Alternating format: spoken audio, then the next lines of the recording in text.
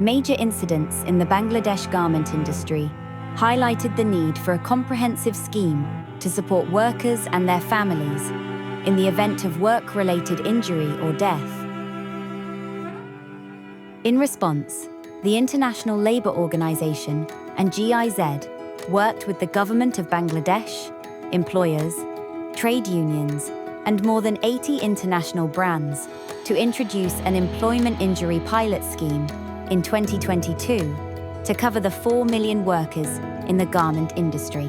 The scheme ensures that workers injured in work-related accidents, as well as the families of those who lose their lives, receive long-term compensation, such as income replacement and rehabilitation services. People like Jahanara, whose husband died in a factory accident. হঠাৎ করে একটা message এলো যে আমি একটা pension পাবো, তখন ভাবলাম যে ঠিক আছে, আমি একদিকে নিঃস্ব হয়েছি, একদিকে তো একটু হেল্প পাইতেছি। একা চাকরি করে তো আর তো সংসার চালানো ঠিক সম্ভব না। ওই পেনশনের টাকাটা ছেলেরাও পাইতেছে, বাট আমার শ্বশুরও পাইতেছে, আমিও পাইতেছি আর কি। ওই পেনশনের টাকা দিয়ে আমাদের একটু হেল্প হইতাছে আর কি।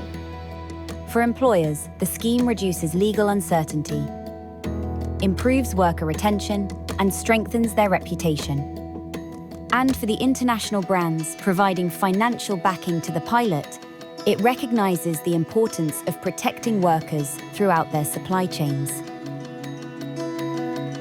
EIS আমাদের সাপ্লাই চেইনের যে শ্রমিক ভাই বোনরা আছেন তাদেরকে সুরক্ষা করে অবশ্যই, এবং আমাদের এই প্রতিযোগিতাশীল শ্রমবাজারে আমাদেরকে অবশ্যই এক ধাপ এগিয়ে নিয়ে যায়। The pilot's success is driving its transformation into a national scheme covering all sectors and in line with international standards. The Asian Development Bank made this expansion a condition of its policy-based loans to Bangladesh.